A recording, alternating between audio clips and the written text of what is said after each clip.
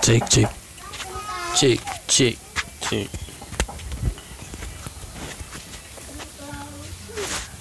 Oke, dari Mimi. Ini sudah jadi. Mana yo tadi bos klepek?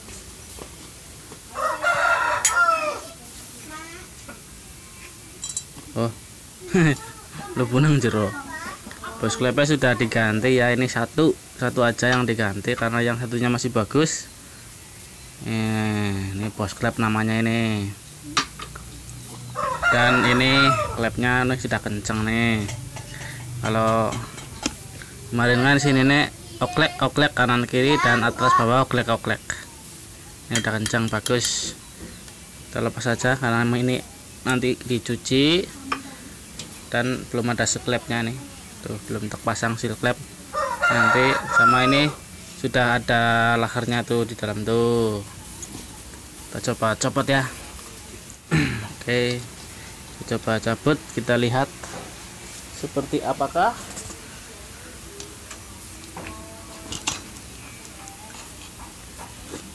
Lu tenang atas. Nih bearingnya nih. Ini pakai bearing ukuran berapa ya? 6001 kalau nggak salah. Tadi sih bilangnya 6001. Tadinya mau pakai bearing ukuran 6002. Nih. Tadinya mau pakai bearing ini standarnya di Yamaha Jupiter Z New atau New Jupiter Z itu, atau Jupiter yang Jupiter robot. Kesana itu lahannya pakai ini. Nah tadi setelah saya beli ini kemudian bawa ke sana, jangan pakai ini karena diameter luarnya ini terlalu gede. Jadi di sananya susah katanya. Terus di sini juga tuh ngepres banget. Jadi alatnya itu katanya kesusahan. Jadi paling pakainya 6001. Tapi ini kan diameter lebih kecil nih. Ya. Diameter lebih kecil dan diameter as tengah juga lebih kecil ini. Tuh. Jadi kalau misalnya noken asnya rusak, kemudian ganti noken as baru, ini harus dibubut dulu di as sininya. Harus dikecilin dulu, nggak bisa langsung plug and play. Kalau misalnya pakai lahar ini kan bisa langsung cabut noken as lama, ganti noken as yang baru, tinggal pasang. Kalau ini nggak bisa, oleh asnya ini lebih kecil. Nih tuh ya, ini tinggal kita cuci, kita pasang lagi klepnya, kita syukur dulu. Untuk sehernya belum jadi karena tadi masih dipoles, ditungguin lama ya, wis tinggal aja dulu lah sambil kita bersihin ini ya. Sehernya paling nanti sore.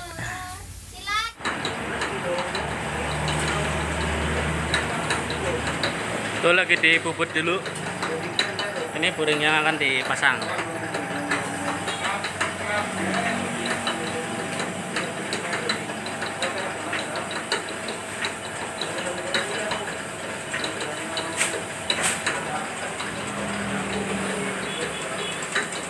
Oke, bapaknya spesialis poles karo porter ya.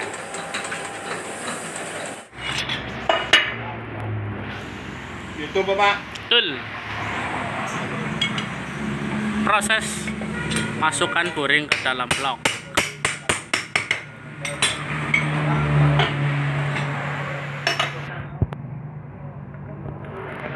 Anggo press coy.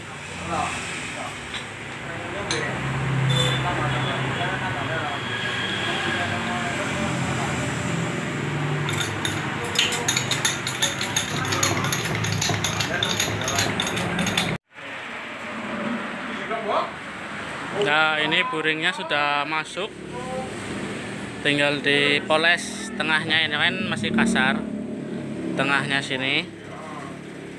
Nah ini penampakan dari sisi belakang, ini masih kotor. Nanti kalau sudah dipoles dan sudah dicuci nanti halus. Ini kan masih ada halus kayak kotor kasar loh, garis-garis ya. Ini harus dipoles dulu, tinggal dipoles aja. Nunggu tukang polesnya lagi medang dulu. Jos.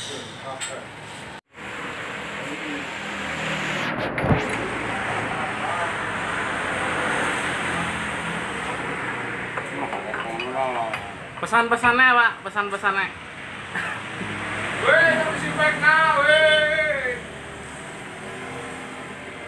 Tinggal nunggu proses ini dan dipoles di sini, nanti udah kelar.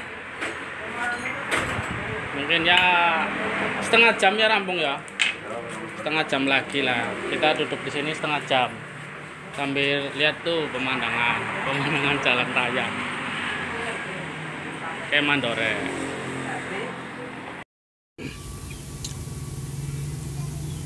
Ini penampakan buring yang baru saja ditanam ini. Mungkin setahun lagi akan tumbuh. Ditanam memangnya tumbuhan ya, ditanam terus tumbuh, enggak canda. Ini bekas buring yang lama ini batasnya, nah ini buring yang baru. Ini nanti akan lebih kuat. Kalau saya ganti piston jenis Vega ZR atau Jupiter Robot itu pasti langsung bikin kayak gini. Soalnya khawatir seperti yang sudah setahun ngebul. Kalau ini dijamin akan lebih kuat usianya. Ya tergantung oli juga sih, tergantung yang pakai rutin ganti oli apa enggak. Kalau ini dijamin, yang penting yang punya motor olinya rutin ya aman. Kelihatan penampakannya. Dan ini pistonnya sudah masuk. Nah, ini tinggal kita rakit aja, langsung kita pasang di motornya. Oke, untuk ngerakit pistonnya nggak usah di video ya, karena memang sudah pernah saya buatkan video cara ngerakit ring piston. Oke, mari kita pasang. Di sini yang harus diperhatikan ketika pasang piston itu pos tanda ini ya. Ini kan ada tanda segitiga. Nah, lancipnya ini menghadap ke bawah. Kalau tandanya segitiga kayak gini, lancipnya menghadap ke bawah. Kalau tandanya tanda panahnya menghadap ke bawah. Tapi kalau tandanya tulisan in-nya harus di atas. Jadi kalau tulisan in-nya di sini, kita taruhnya di sini. Kalau tulisan in-nya di sini, naruhnya seperti ini. Nah, karena ini tanda panahnya menghadap ke bawah, segitiganya menghadap ke bawah, jadi kita pasangnya seperti ini. Jangan pedulikan coakan ya, karena coakan kan yang lebih gede itu yang coakan yang atas, klep yang atas. Mana yo bloknya yo? Untuk bagian klep itu, klepnya lebih gede yang atas.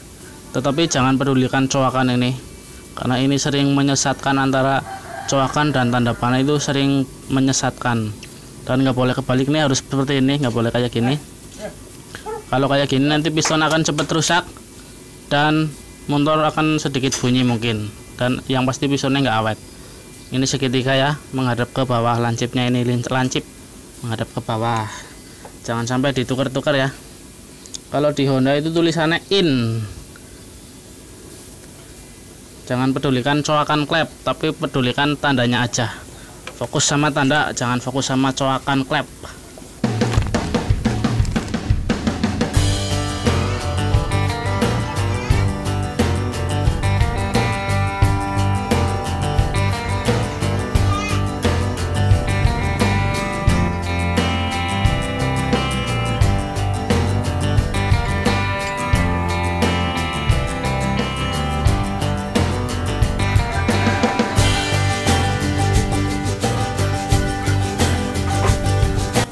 Merekam lama-lama, ternyata setelah dihentikan merekam nggak kesimpen.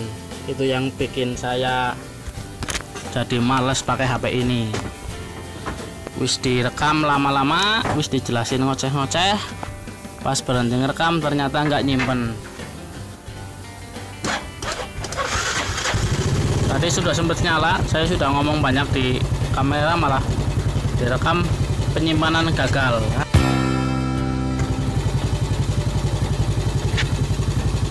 Suaranya sudah halus, gasnya agak sedikit kegedean. Untuk suara bagian sini nggak ada suara tek-tek-tek, nggak ada suara us. Tapi yang sini yang bunyi nih, bunyi agak sedikit glok. Dan olinya sudah naik, tadi sudah saya tes dan muncat-muncat. Wis direkam 4 menit bro. Setelah dihentikan merekamnya ternyata langsung penyimpanan gagal. Pokoknya wis malas.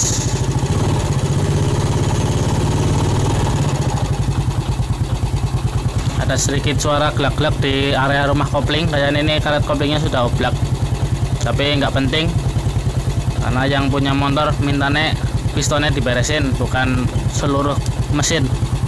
Kecuali yang punya motor minta mesinnya dibenerin total baru ya. Kita ganti kampas kopling. Karet rumah kopling ini kayaknya sudah oblak, dan karet kampas ganda kayaknya juga agak sedikit bunyi. Tuh, klek kayak gitu. Itu suara kampas ganda. Kalau habis ganti piston biasanya knalpot akan sedikit ngebul ketika mesin sudah panas karena ada sisa oli di dalam knalpot. Tapi 4 hari mungkin akan hilang sendiri. Kalau motor sering dipakai biasanya 4 harian.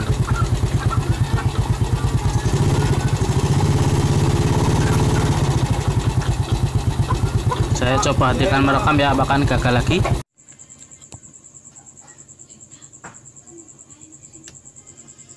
Sekarang mari kita coba tes hidupkan ya.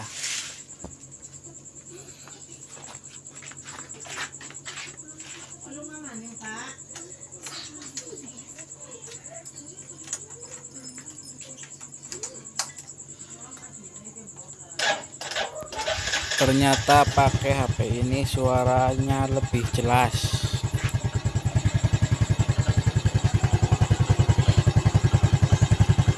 Yang tadinya ngebul dan agak sedikit punya etek-etek sekarang sudah hilang.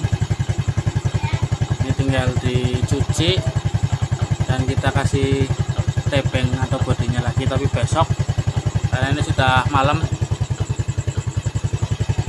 Jadi besok aja ya, biar mesinnya itu biar bisa lebih bersih. Itu kan banyak sisa-sisa oli yang bocor, sisa kita kuas-kuas tadi coba pas bersihin. Suaranya halus.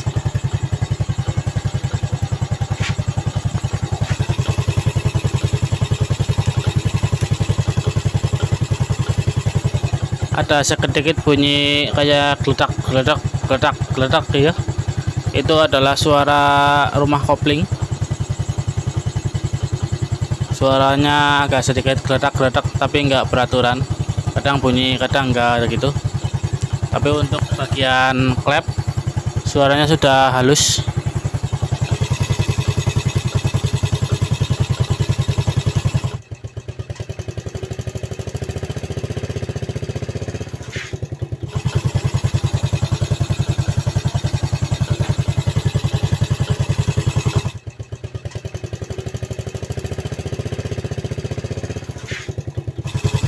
Kalau tadi kan bunyinya agak sedikit kasar ya sebelum kita bongkar. Ini suaranya sudah halus. Kita coba tarik gas.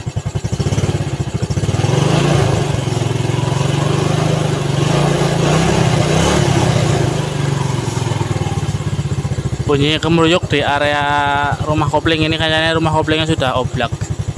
Entah rumah kopling atau mungkin karet kampas gandanya yang udah pada oblak ini.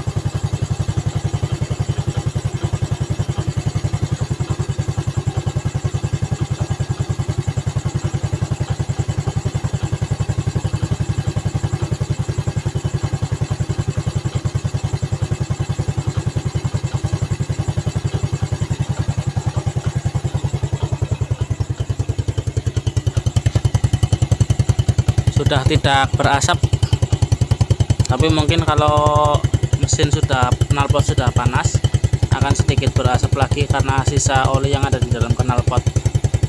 Ini posisi mesin hangat tapi nggak ngebul. Kalau kemarin kan ngebul ya mengalihim ya.